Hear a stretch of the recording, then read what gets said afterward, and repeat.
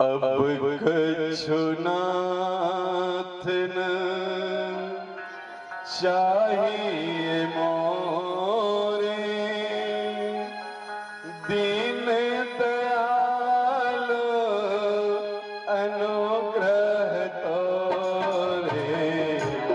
अब कछु नाथ न चाहिए मोरे, दीन दयाल अनुग्रह तोरे।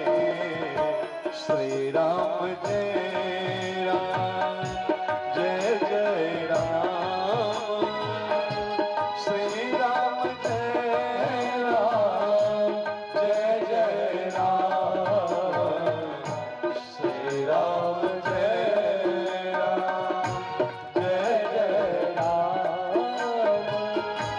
श्री राम जय राम, जय जय राम। अब प्रभु कृपा करहु एहि भांति, सब तज भजन करहु दिन राति।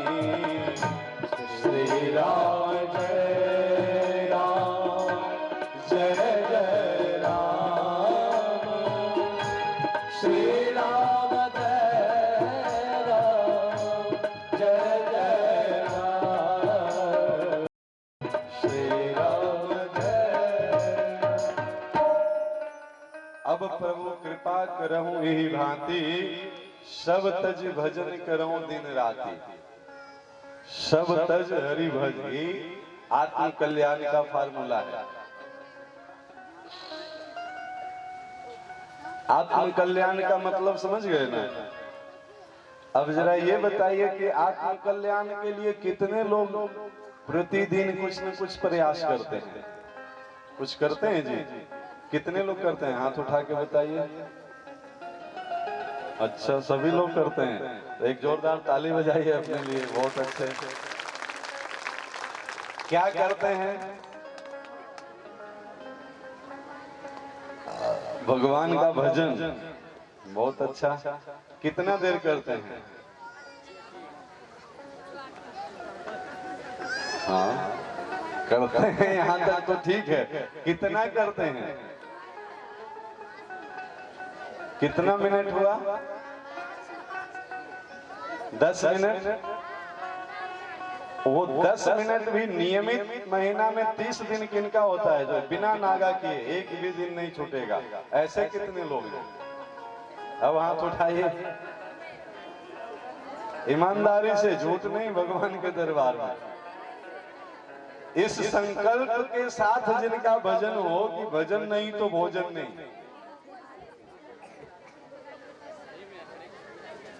हाँ, अब इसका जरा फार्मूला समझ लीजिए। हो रहा है तो अच्छा है, नहीं हो रहा है तो उसका परिणाम सुन लीजिए। कभी न कभी कोई गाड़ी पे बैठने का मौका मिला होगा, मोटरसाइकिल पे, कार पे, होगा भी आपके गांव में, घर में भी होगा। तो उसमें देखिए, मोटरसाइकिल या कार में क्या होता है, जब आप चलते हैं तो दो चीजें होती है। एक तो मोटरसाइकिल और एक मोटरसाइकिल का ड्राइवर, चलाने वाला। नहीं, तो मोटरसाइकिल का भोजन जो है क्या है, और ड्राइवर का भोजन।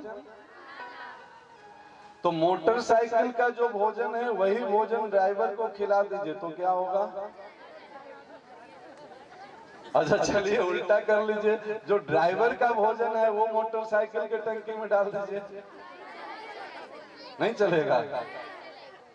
अच्छा, गाड़ी एकदम नई है, उसकी टंकी भी भरी है, खूब अच्छा चकाचक सर्विसिंग भई है, और ड्राइवर बीमार हो तो मंजिल तक गाड़ी पहुंचा देगी? नहीं। आप सब बड़े समझदार श्रोता हैं, खूब आनंद आएगा यहाँ कथा में। इस शरीर पे भी यही चीजें लागू होती है। ये शरीर क्या है? ये गाड़ी है। हम नहीं कह रहे हैं, गोस्वामी जी से पूछिए, रामचरितमानस खोलिए। साधन धाम मोक्ष कर द्वारा, ये साधन है। उस धाम तक पहुंचने का। तो साधन क्या है? गाड़ी। और इसको चलाने वाला जो ड्राइवर है वो है आत्मा। अभी बताया ना कि आत्मा नहीं है तो शरीर चलेगी नहीं ना। तो शरीर का भोजन तो सबको पता ही है, सुबह की नाश्ता से लेकर के डिनर तक, ब्रेकफास्ट तक, और बीच बीच में थोड़ा चाय बिस्कुट स्नैक्स क्या क्या कचौड़ी समोसे होता रहे तो अच्छा है। समय से खाना, समय से सोना, समय से सब कुछ खूब ख्याल है। ये तो अंदर की भोजन हो गया। ऊपर की भोजन भी थोड़ी डेंटिंग पेंटिंग भी हो जाती है रोज, है ना, कॉस्मेटिक के सहारे। आजकल एक नया नया वो दुकान खुला है, क्या कहते हैं उसको, जहाँ हाँ जो भी है आप समझ गए, जिसमें पूतना जैसे राक्षसी को भी मेनका जैसे अप्सरा बना के निकालती है। हाँ भले 10 मिनट फिर उस मेनका को धूप में चला दो तो फिर वो पूतना दिखने लगेगी, पसीना में उसका सारा डेंटिंग पेंटिंग बह जाएगा। तो ये सब क्या है? ये शरीर का भोजन है, होना भी चाहिए। अब इसका आत्मा का भोजन, ड्राइवर का भोजन रहेगा तब ना शरीर चलेगा। तो आत्मा का भोजन क्या है? कितने लोग को पता भी है कि आत्मा का भोजन अलग से होता है? महाराज जी हमको तो पता ही नहीं था कि अलग से खाता है। नहीं, अभी तक तो हम गाड़ी वाला ही भोजन ड्राइवर को भी खिला रहे हैं और समझते हैं दोनों खा लिया। नहीं, एक कप चाय पिए और कहते हैं आनंद आ गया। चाय में आनंद आता है जी? आनंद का मतलब क्या है? सच्चिदानंद रूपा है। सच्चित और आनंद भगवान का स्वरूप है। आनंद जब भी आएगा तो भगवान से आएगा। आनंद कभी भी संसार से नहीं आ सकता है। हाँ, संसार से सुख मिल सकता है, हम सुख को ही आनंद समझ लेते हैं। सुख में और आनंद में अंतर है, समझिए। किसी को रसगुल्ला बहुत पसंद है, एक रसगुल्ला खाए तो खूब सुख मिला, खूब टेस्टी लगा। 2-4 खाए तो थोड़ा और अच्छा लगा। 10-20 खाते चले जाइए तो क्या होगा? खूब एकदम यहाँ तक खा लीजिए और उसके बाद आपका कोई कितना भी प्रेमी साली सरहज हो और कहे कि नहीं जीजा जी और 2 खा ही लीजिए, तब जीजा जी कहेंगे कि अब मारोगे क्या हमको? नहीं। और अगर साली सरहज के प्रेम में 2 रसगुल्ला खा लिए तो फिर या तो पेट में दर्द होगा या वोमिटिंग भी हो सकती है। नहीं, ये क्या हुआ? अगर रसगुल्ला में सुख था तो हर रसगुल्ला में ना सुख होगा जी, कि 10 ही में होगा? आप 100-200 खा लो, देखो कितना अच्छा लगता है रसगुल्ला। चलो मान लो एक बार कोई 100-200 खा भी ले, कोई रावण के वंशज ऐसा हो जाए तो उसको कहिए कि तुम रोज यही खाओ, दूसरा नहीं खाओ, तो थोड़ी देर में वो कहेगा कि नहीं अब थोड़ा नमकीन चाहिए। नहीं, क्यों? अभी तो आपको रसगुल्ला अच्छा लग रहा था। ये क्या है? ये हंसाने के लिए नहीं बोल रहे हैं। संसार की जिन जिन वस्तुओं से हमें सुख मिलता है ना, वो अस्थाई नहीं है, वो क्षणिक सुख है। थोड़ी देर में उसका सुख दुख में बदल सकता है, एक क्षण में। रोज खाने वाला भोजन खा के ही कितने लोगों को डायरिया, डिसेंट्री होता है। घर में सभी लोग वही भोजन खाए और 2 लोग को बीमारी हो गई। क्यों जी? वो कोई अलग से थोड़े खाया था। अगर उस अन्न में सुख होता तो सबके लिए सुखी होता। 2 आदमी के लिए डायरिया वाला भोजन तो कोई नहीं बनाता है अलग से घर में, फिर भी होती है। क्यों होती है? क्योंकि यही संसार की सुख की विशेषता है, वो क्षणिक सुख है। किसी को टीवी देखना, सीरियल देखना बहुत अच्छा लगता है, उसको आप एक रूम में बंद कर दीजिए टीवी चालू करके कि तुम दिन रात टीवी ही देखो, रूम से बाहर ही नहीं निकलना है और दूसरा कोई काम नहीं करना है, क्या होगा? या तो उसका माथा फट जाएगा या वो टीवी फोड़ के बाहर निकल जाएगा। आप ट्राई करके देख लीजिए, घंटा, 2 घंटा, 4 घंटा। अरे छोड़ो, मेरी प्रवचन आपको बहुत अच्छी लग रही है, लेकिन हम रात भर दिन भर प्रवचन देते रहे तो आप कितना देर बैठेंगे? है ना? इस संसार की वस्तु में सुख है पर वो सीमित है, कुछ देर के लिए है। जो छोटा बच्चा का शरीर सबको बहुत प्यारा लगता है, जो देखे वही गोद में लेके प्यार कर ले, चुंबन ले ले, वही उसको टॉफी दे दे। वही बच्चा का शरीर एक समय आता है वृद्धावस्था में तो बाहर लगने लगता है। कोई उधर से जाना पसंद नहीं करता है कि कहीं दादाजी जो है सो खांस न दें। आजकल तो एक बढ़िया कृपा भगवान की बरसी है, गलती से भी कोई बाजार जाए और उधर से मुंह लटका के आए, बोले 4-5 छींक आ रहा है और जो है सो खांसी कंटिन्यू है, थोड़ा बुखार भी लग रहा था और टेस्ट करवाए तो कोरोना पॉजिटिव निकला। अब देखिए घर वाले लोग का व्यवहार कैसा होता है उनके साथ। जो कहते थे साथ जिएंगे साथ मरेंगे, अब वो पत्नी भी थाली सरका देगी रूम में दूर से, गेट से बाहर से, कि भैया आप 14 दिन तो क्वारंटाइन रहो। नहीं जी, क्यों भैया, जन्म जन्म का यहाँ 7 जन्म का फेरा है जी, और एक जन्म भी नहीं निभेगा। यही है संसार का सुख, जब अपनी पे आती है ना, कोई किसी को नहीं देखने को तैयार है। समाज की तो और विचित्र दशा देखने को मिला। सरकारी लोग तो आकर के वो पूरा मोहल्ला ही घेर घार के चले जाते थे, कंटेनमेंट जोन। नहीं जी, बांस लगा दिए, बैनर लगा दिए, इधर से न कोई इधर आएगा, इधर से न कोई इधर आएगा, मानो वो अछूत आदमी हो गया। ये भगवान की लीला है, दिखाने के लिए कि देख लो दुनिया में तुमको चाहने वाले कितने लोग हैं। तुम समझते हो कि हमारे बिना दुनिया नहीं चलेगा, घर नहीं चलेगा, तो 3 दिन में नजारा दिखा दिए। घर वाले देखने भी नहीं जा रहे हैं, जा रहे हैं तो दूर दूर से बेचारे डरे डरे हैं कि कहीं गलती से भी छींक न दे, खांस न दे, कि वो रक्त बीज वाला अवतार हो जाए। ये क्या है? ये लंबी कथा आपको क्यों सुनाए? ये संसार का सुख की दशा नहीं, दुर्दशा है। आनंद किसमें है जी?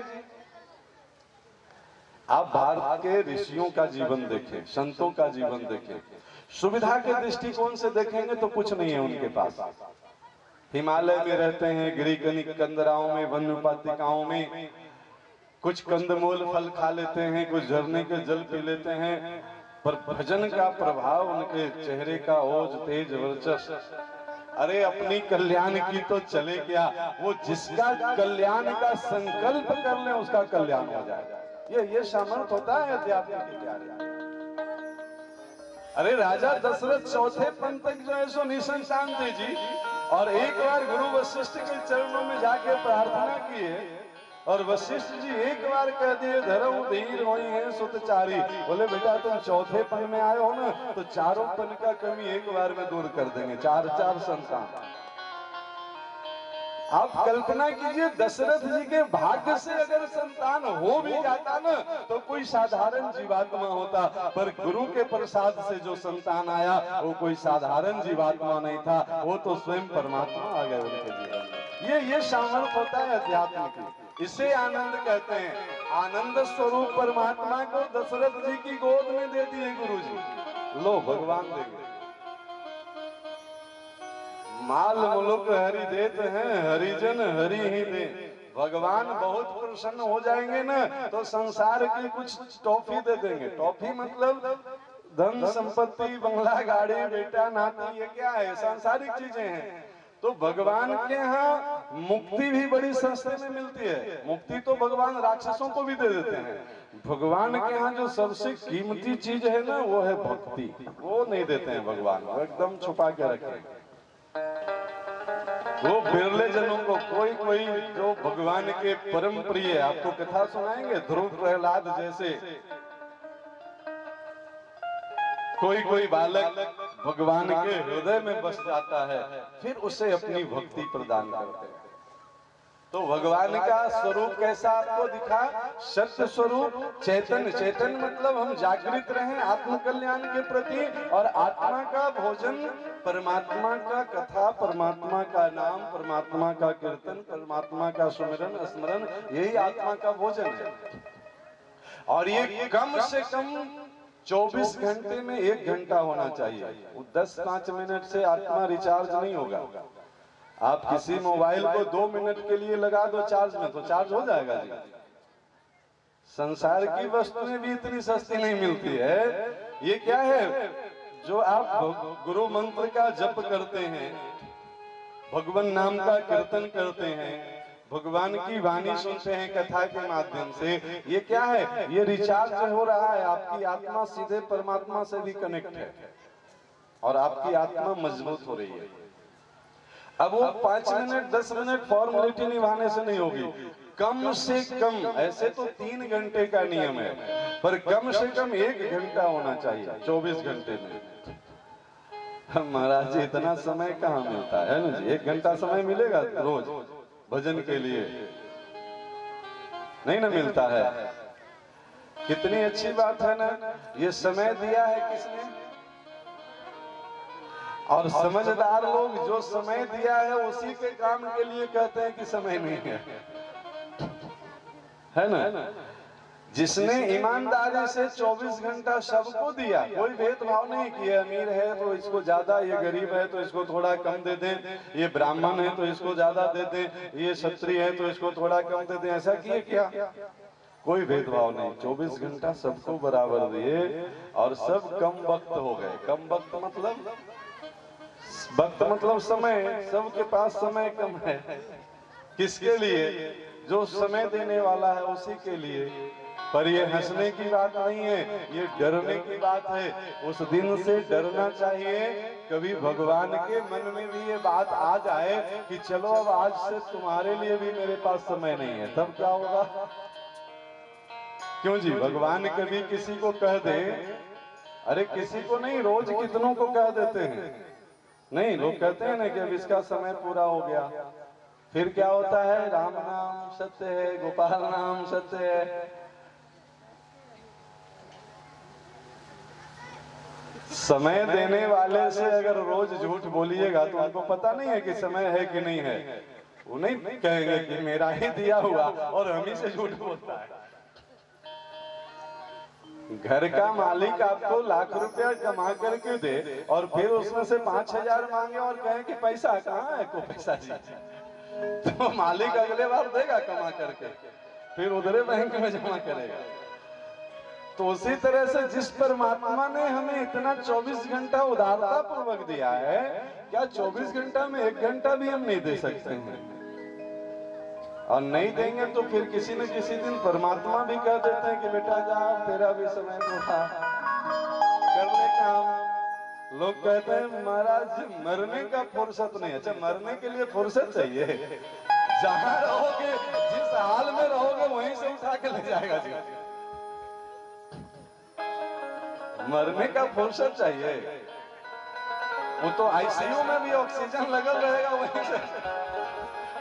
आजकल तो ऑनलाइन ट्रांसफर होता है ना, 10 सेकंड लगता है। पहले तो वो आना पड़ता था जमराज को भैंसा पर बैठ करके, अब तो सब वहां भी ऑनलाइन सिस्टम हो गया, एक बार डिलीट मारे, घर वाले खूब मेहनत से बनाया हुआ घर से बाहर निकाल कर रख देंगे और बहाना क्या बनाएंगे कि अब बंधन में नहीं रखना चाहिए, है ना। कितने अच्छे लोग हैं, जीवन भर बंधन में रखेंगे, मरने के बाद बंधन मुक्त करते हैं। इसकी कथा है बड़ी सुंदर। आज की प्रथम दिन की कथा में आत्मदेव ब्राह्मण की कथा आती है। आत्मदेव नाम के ब्राह्मण तुंगभद्रा नदी तट पे रहते हैं, सब कुछ है पर वो निसंतान है और लोग इतने ताने देते हैं कि वो निसंतानता के दुख से दुखी होकर के आत्महत्या करने के लिए चल देते हैं।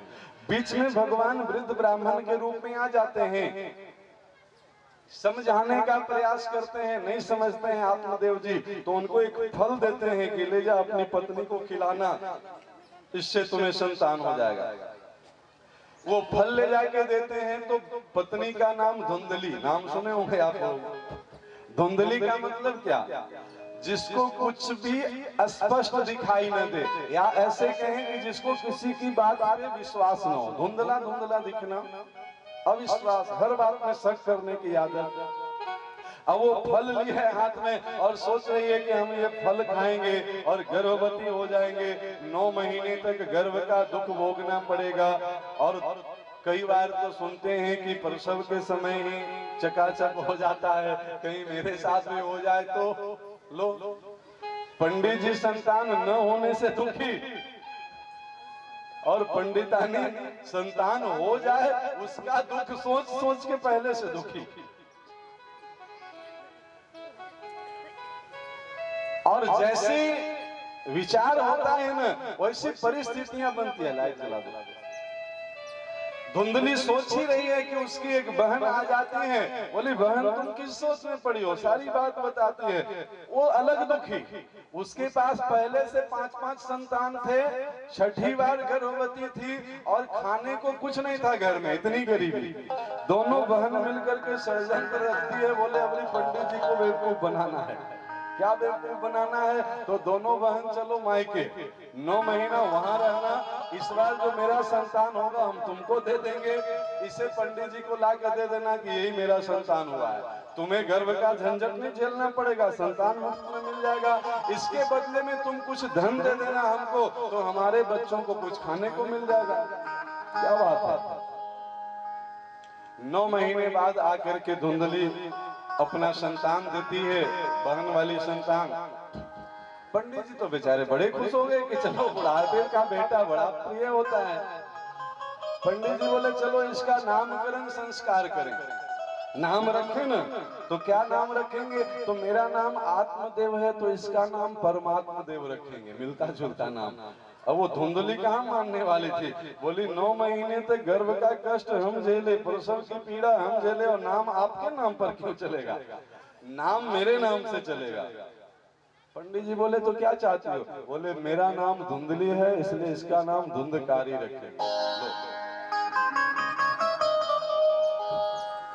जतः नाम ततः गुण, एक योजना ये बन गई तो सवाल आया कि इस फल का क्या करें जो भगवान आशीर्वाद में दिए हैं। तो दरवाजे पे एक गाय बंधी थी, वो भी निसंतान थी, उस गाय को खिलाया गया ये चेक करने के लिए कि इस आशीर्वाद में कुछ चमत्कार है कि नहीं है। क्यों नहीं होता, वो तो साक्षात परमात्मा का ही दिया हुआ फल था। गाय के पेट से भी एक दिव्य मानव का जन्म हुआ, सिर्फ गाय के पेट से जन्म होने के कारण उसके कान बड़े बड़े थे, इसलिए उसका नाम गोकर्ण रखा गया। बोलिए गोकर्ण जी महाराज की। जतः नाम ततः गुण, गोकर्ण पंडितो ज्ञानी और धुंधकारी महाखल। दुनिया का कोई ऐसा गुण नहीं था जो गोकर्ण जी में नहीं था। पूजा करना, जप करना, यज्ञ करना, हवन करना, दान करना, तीर्थ में जाना, बस ये काम था उनका। और दुनिया का कोई ऐसा अवगुण नहीं था जो धुंधकारी में नहीं था। चोरी करना, जुआ खेलना, मांस मदिरा का भक्षण करना, व्यभिचार करना, सबको कर्म करता था। अब बहुत ध्यान से सुने, जिस आत्मदेव ने संतान न होने के कारण दुखी होकर के आत्महत्या करने के निर्णय कर लिए थे, वो आत्मदेव अब अपने संतान धुंधकारी के कर्मों से परेशान होकर के गोकर्ण जी के द्वारा उपदेश किए जाने पे घर छोड़ के वन में चले गए। वृंदावन, वन मतलब वृंदावन, भगवान का भजन करने के लिए। और जिस धुंधकारी ने षड्यंत्र के तहत ये सब रचना रची थी, वो अपने घर के आंगन के कुएं में कूद के आत्महत्या कर ली, परेशान होकर के, बेटे के दुख से दुखी होकर के। लो जी, अब धुंधकारी की आत्मा प्रेत योनि को प्राप्त हो गया। उधर गोकर्ण जी तीर्थ यात्रा पे घूमते घूमते गया जी में आए, पिंड दान किए धुंधकारी की मुक्ति के हेतु। यहां से गए अपने घर में और जैसे ही अपने आंगन में सोए हैं, रात्रि के 12 बजे हैं और अचानक से वातावरण बदलने लगा, तेज तेज हवाएं चलने लगी, अचानक से बादल गड़गड़ाने लगे, बिजली चमकने लगे, बहुत ही डरावना डरावना तरह तरह की आवाज आने लगी, हवा और तेज होता जाए, बादल की गड़गड़ाहट और तेज होती जाए, गोकर्ण जी को लग रहा है कि भैया ये हो क्या रहा है, अभी तो हम अच्छे मौसम में सोए थे अपने घर के आंगन में, ये अचानक से तूफान का सा मौसम, वातावरण कैसे बदल गया। जब कुछ नहीं समझ में आया तो अभी अभी तीर्थ यात्रा से लौटे थे, कमंडलों में तीर्थ का जल था, वो लिए भागवत जी के 12 अक्षर मंत्र का जप किए, 10 दिशाओं में छिड़के और बोले कि भैया देखो तुम जो कोई भी हो, इस तरह से हमें क्यों डरा रहे हो, तुम सामने और बताओ तुम चाहते क्या हो। इतना सुनते ही ये वातावरण शांत हो गया। आवाज आई, भैया मैं हूं आपका छोटा भाई धुंधकारी और मैं प्रेत योनि को प्राप्त होकर के बहुत पीड़ा पा रहा हूं। आप विद्वान हैं इसलिए हम आपकी शरण में आए हैं, आप हमारी मुक्ति का कोई साधन करें। गोकर्ण जी को बड़ा आश्चर्य हुआ जी कि अरे इसकी मुक्ति के लिए मैंने गया जी में पिंडदान किया, तर्पण किया, फिर इसकी मुक्ति क्यों नहीं हुई, और जिसकी मुक्ति पिंडदान तर्पण करने से भी न हो उसके लिए फिर क्या साधन किया जाए। बात समझ में नहीं आ रही थी, क्योंकि लोग शास्त्र तो कहते हैं कि गया जी में जिनके भी पिंड नाम से पिंडदान कर दो उसकी मुक्ति हो जाती है। बहुत ध्यान से सुनिए, धुंधकारी की आत्मा बोल रही है, भूत प्रेत भी बोलते हैं, किसी के शरीर पे आ जाते हैं ना तो उसकी वाणी में बोलने लगते हैं। धुंधकारी की आत्मा कहती है कि भैया गया जी में पिंडदान तर्पण करने से सामान्य आत्माओं की मुक्ति हो जाती है, पर धुंधकारी जैसे दुष्ट आत्माओं की मुक्ति एक बार नहीं 100 बार भी पिंडदान और तर्पण किया जाए तब भी उसकी मुक्ति होने वाली नहीं है। इसलिए आप कोई और साधन करो हमारी मुक्ति का। गोकर्ण जी को जब कुछ समझ में नहीं आया तो सुबह गांव के सारे विद्वानों को बैठाया गया, कोई निर्णय नहीं दे पा रहे थे। अंत में निर्णय हुआ कि गोकर्ण जी सूर्य के उपासक हैं, सूर्योदय होने ही वाला है, भगवान भास्कर आ रहे हैं अपने रथ पे विराजमान होके, तो गोकर्ण जी सूर्य भगवान से प्रार्थना करते हैं, प्रभु जिसकी मुक्ति गया जी में पिंडदान और तर्पण से भी ना हो उसकी मुक्ति का साधन क्या है। और तब भगवान सूर्य ने गोकर्ण जी को भागवत जी का उपदेश किया है कि जिसकी मुक्ति गया जी में पिंडदान तर्पण करने से भी ना हो उसके निमित्त श्रीमद् भागवत जी की कथा सुनाई जाए तो उसकी मुक्ति निश्चित हो जाती है। इसलिए कहा गया है श्रीमद् भागवती वार्ता प्रेत पीड़ा प्रणाशनम। अरे मनुष्य की तो चले क्या प्यारे, मनुष्य का कल्याण तो बस आके बैठ जाने से हो जाता है, यहाँ प्रेतों की भी मुक्ति हो जाती है। बोलिए भागवत भगवान की। अब देखिए गोकर्ण जी धुंधकारी की प्रेत योनि से मुक्ति के निमित्त श्रीमद् भागवत जी का कथा किए। उसमें बहुत सारे लोग आके बैठे, अब प्रेत बेचारा कहाँ बैठे, तो अब देख रहे हैं ना पंडाल गड़ी है तो इसमें बांस लगे हैं, तो बांस का जो ऊपर का भाग होता है वो खाली होता है, पोला होता है। उस ऊपर वाले खाली वाले भाग में बैठ करके धुंधकारी के प्रेतात्मा कथा सुनती थी, पर वो बहुत श्रद्धा से कथा सुनते थे क्योंकि बहुत कष्ट में था वो, उससे मुक्ति चाहिए थी और जिसे जो चीज चाहिए उसके लिए वो पूरा मन से प्रयास करता है। कथा आती है कि पहला दिन उस बांस का पहला गांठ फटा, दूसरा दिन दूसरा, तीसरा दिन तीसरा, ऐसे 7वां दिन 7 गांठ फटा और धुंधकारी की प्रेतात्मा एक दिव्य तेज वाला शरीर धारण करके आया और भगवत पार्षद आए और विमान में बिठा करके उसको भगवत धाम को ले गए। बोलिए बांके बिहारी लाल की। अब जरा इस कथा का सारांश सुनिए, बहुत आनंद आएगा।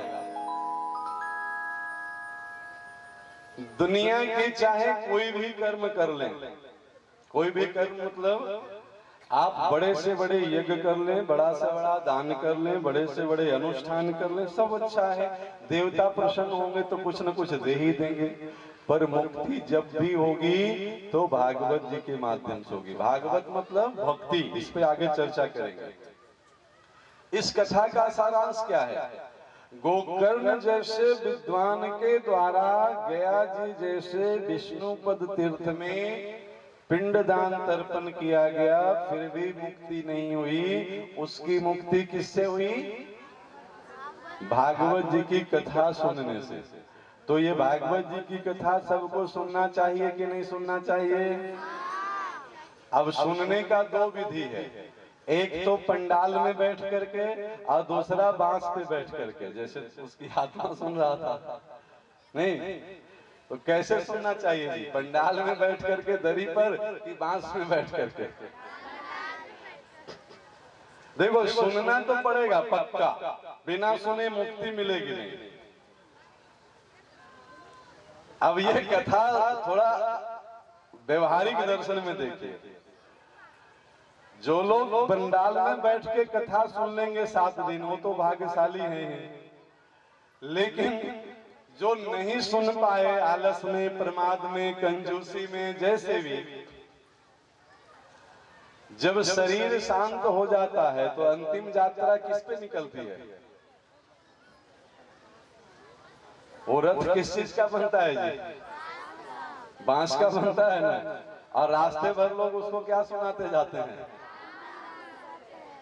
हाँ, तो राम नाम मतलब क्या है? यही तो भगवान की कथा है ना। राम नाम सत्य है, तो अभी तो बताया सत्य क्या है? परमात्मा का पहला स्वरूप, उसी की तो कथा सुन रहे हैं, है ना जी। और इधर उधर नहीं सुनाते हैं। आगे वाले भाई लोग तो बिल्कुल उसके कान के पास बोलते जाते हैं रास्ते भर कि अब सुनोगे। जीवन भर नहीं सुना था, बहुत ऐंठता था। अच्छा, दुनिया वाले भी बहुत अद्भुत ढंग से कथा सुनाते हैं। हम तो आपको फ्री छोड़ के कथा सुनाते हैं ना। वो लोग जब कथा सुनाने ले जाते हैं तो खूब बढ़िया से, मजबूती से, रस्सी से बांध के ले जाते हैं। उनको डर है कि कहीं ये मरने के बाद भी राम नाम सुन के भागे नहीं। अरे जीवन भर का अभ्यास नहीं है, ये सुनेगा कैसे रास्ते भर? घंटा आधा घंटा तो लगता ही है ना रास्ते में।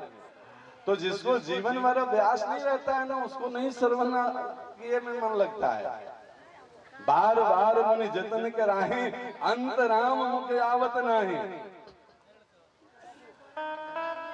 तो इस कथा का सारांश क्या समझ में आया? कि सुनना तो पड़ेगा, या तो मन से सुन लीजिए तो जीते जी मुक्त हो करके जाइए, और मरने के बाद भी सुनिए। अभ्यास है तो हमेशा अच्छा लगेगा। जीते जी अच्छा न लगे तब तो लोग फिर कृपा करेंगे। हालांकि अब तो वो कृपा भी थोड़ी मुश्किल हो गई है। पिछले 1 साल में बहुत सारे लोगों को वो भी नसीब नहीं हुआ। नहीं, करुणा अवतार जो हुआ भगवान का, तो एक साथ 1000 के 1000 लोग कहाँ गायब कर दिए गए। उनको राम नाम अंतिम में भी सुनने को नहीं मिला जी। इस धरती से वो ऐसे चले गए मानो इस धरती का शत्रु थे। घर वालों को बस ऑनलाइन फोटो दिखा दिया गया कि हाँ यही थे, वो चले गए दिल्ली के एम्स से। 1-2 नहीं, लाखों की संख्या नहीं, करोड़ों में पूरे विश्व में देखिएगा। तो अंत में भी राम नाम सुनने को मिल जाए, ये सौभाग्य अब सबको नहीं भगवान दे रहे हैं। पहले आसानी से मिल जाती थी, अब तो वो भी मुश्किल हो गया। अब वहां भी ऑनलाइन बुकिंग होता है कि जीवन भर का अभ्यास है तभी मिलेगा, नहीं तो अब बांस वाली कथा भी सबको नसीब नहीं है। ही बाबा देखिए, भरत जी चकाचक आनंद करवा रहे हैं। जतः नाम ततः गुण बताए ना, गोकर्ण जी का भूमिका यही निभा रहे हैं। भरत सरिस को राम स्नेही, जग जपे राम राम जपे जय। पूरा दुनिया राम नाम लेता है और राम जी भरत का चर्चा करते रहते हैं। अरे प्यारे, एक भरत जो है सो ये भदौस को 7 दिन के लिए चित्रकूट धाम बना दिए जी। ये वृंदावन हो गया 7 दिन के लिए। अरे तालियां थोड़ी जोरदार होनी चाहिए ना। ब्राह्मण का असली गुण यही है। ब्राह्मण को क्या कहते हैं? पुरोहित।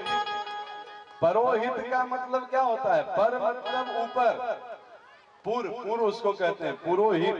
तो पूर्व मतलब ऊपर, और हित जानबूझ के अनजाने में मन से बेमन से अपने जजमान से समाज के लोगों से कुछ ऐसा काम करवा दें कि इस जन्म में भी वो हित हो जाए और अगले जन्म में भी, यहाँ से जब जाए ना तब भी वो कल्याण के लिए आपका स्वागत करने के लिए तैयार मिले। यही तो कर्म करने वाला पुरोहित है ना जी।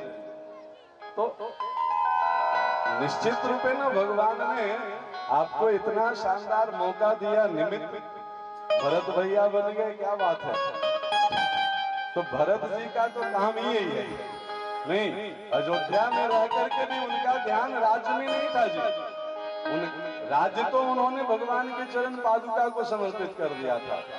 भरत जी तो अयोध्या में रह के भी राम राम करते थे। अब बड़े अद्भुत भाव से वो धरती पे नहीं रहते थे, धरती के अंदर नंदी गांव में 10 फुट गड्ढा बना के रहते थे। पता है क्यों? क्योंकि राम उस समय वनवास में थे और राम कुश की साथरी पे सोते थे।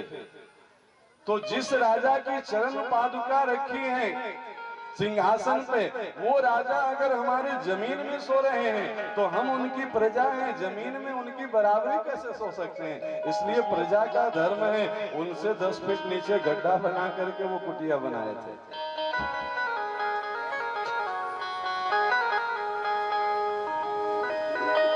इस कथा का सारांश बस इतना है कि हमारे जीवन में सब कुछ हो, संसार में किसी वस्तु का विरोध हम नहीं कर रहे हैं। आप खूब तरक्की करें, पर भाव क्या हो, तन से कर्म करो विधि नाना, मन राखो जहां कृपा निधाना। ये शरीर संसार का है, इसलिए शरीर को संसार में रमने दीजिए।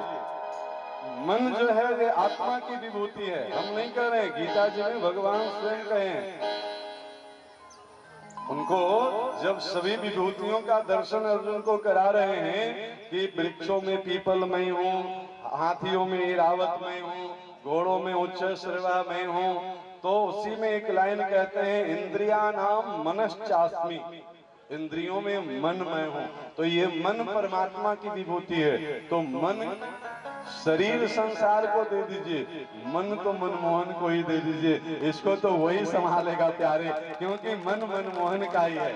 इसलिए आइए मनमोहन के हवाले ये जिंदगी की गाड़ी कर दें, है ना। एक बड़ा सुंदर भाव, तेरे हवाले मेरी गाड़ी, तू जाने तेरा काम जाने। प्यारे तू जैसे चलाना चाहे। अर्जुन यही तो किया था ना, अर्जुन अपने जीवन की बागडोर दे दिया कृष्ण के हाथ में, और जिस अर्जुन की बागडोर कृष्ण पकड़ लिए प्यारे, फिर कौरव की पूरी सेना मिलकर के भी उसका बाल बांका नहीं कर पाया, क्योंकि जाको राखे साइया मार सके न कोई। प्यारे अर्जुन ने एक बार स्वीकार कर लिया, हमें चिंता नहीं उनकी, उन्हें चिंता हमारी है। मेरा रक्षक स्वयं सुदर्शन चक्रधारी है। प्यारे जिसकी रक्षा में वो खड़ा हो, फिर कौरव की लाख सेना भी उसका क्या बिगाड़ ले। आइए बड़ा सुंदर भाव भगवान को समर्पित करें। तेरे हवाले मेरी गाड़ी, तू जाने तेरा काम जाने। तेरे हवाले मेरा गाड़ी, तू जाने तेरा काम जाने। प्यारे तेरे हवाले मेरी गाड़ी, तू जाने तेरा काम जाने। तेरे हवाले मेरा गाड़ी, तू जाने तेरा काम जाने। तू जाने तेरा काम जाने, तू जाने तेरा काम जाने, तू जाने तेरा काम जाने, तू जाने तेरा काम जाने। अरे तेरे हवाले मेरी गाड़ी, तू जाने तेरा काम जाने। तेरे हवाले मेरा गाड़ी, तू जाने तेरा काम जाने।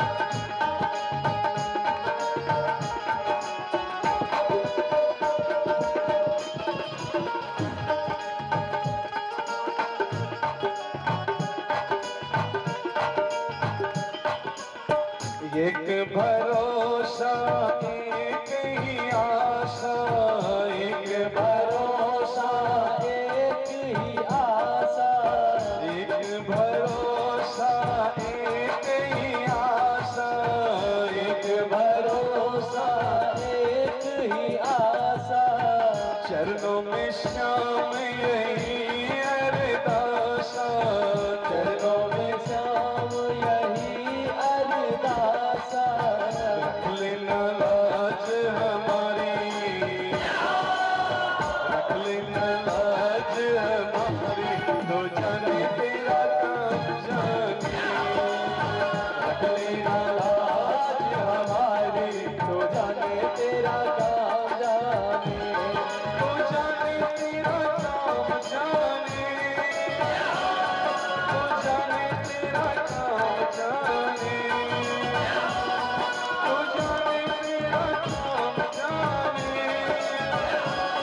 तो जाने तेरा काम जाने, तेरे हवाले मेरी गाड़ी, तो जाने तेरा काम जाने, तेरे हवाले मेरा गाड़ी, तो जाने तेरा काम जाने।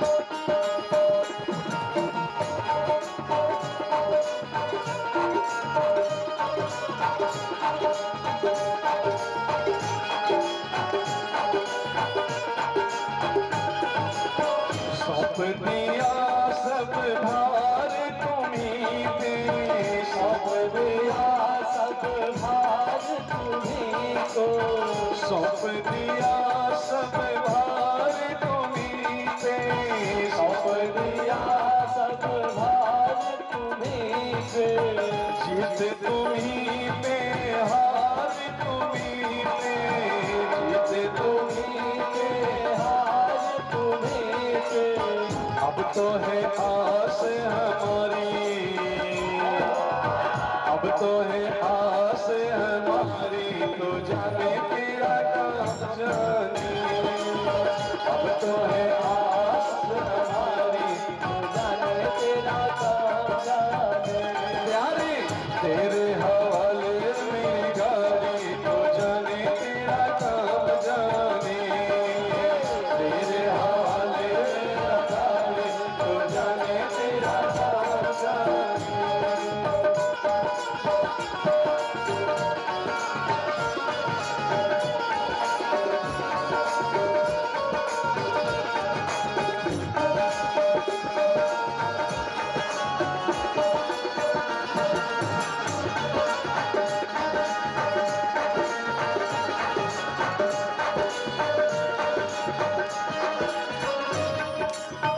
जब से तेरी शरण में आया, जब से तेरी शरण में आया, जब से तेरी शरण में आया, जब से तेरी शरण में आया, एक अनोखा आनंद पाया, एक अनोखा आनंद पाया, मिट गई चिंता सारी, मिट गई चिंता सारी, तो जाने तेरा काम जाने,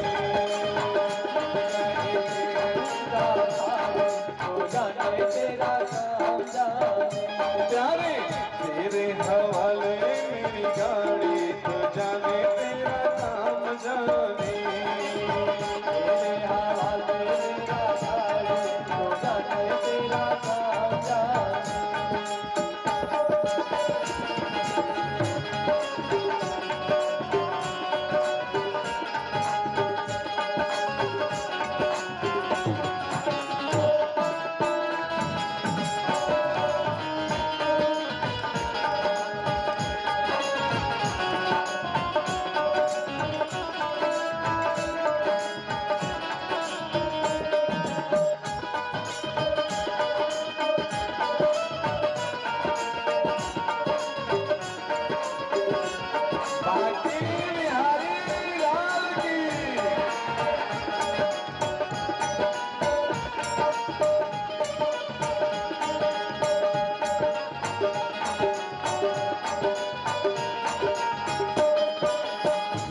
बाकी बिहारी मुझे शरण में रखना, बाकी बिहारी मुझे शरण में रखना, बाकी बिहारी मुझे शरण में रखना, बाकी बिहारी मुझे शरण में रखना, दया की दृष्टि सदाई रखना, दया की दृष्टि सदा ही रखना। छोड़ आया रे जग सारी, जय हो। छोड़ आया रे जग सारी, तू जाने तेरा काम जाने, छोड़ आया रे जग सारी, तू जाने तेरा काम जाने, तू जाने तेरा काम जाने, तू जाने तेरा काम जाने, तू जाने तेरा काम जाने, तू जाने तेरा काम जाने, प्यारे तेरे हवाले मेरी गाड़ी, तू जाने तेरा काम जाने, तेरे हवाले मेरी गाड़ी, तू जाने तेरा काम जाने, तेरे हवाले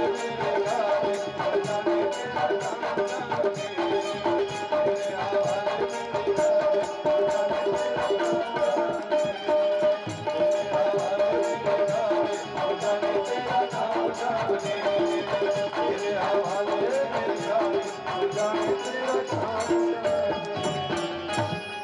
क्या बोलेंगे? थोड़ा और चकाचक हो जाए, अभी आधे आधे हो रहा है, सब मिल के बोलेंगे, जोर से बोलेंगे और जोर से बोलेंगे।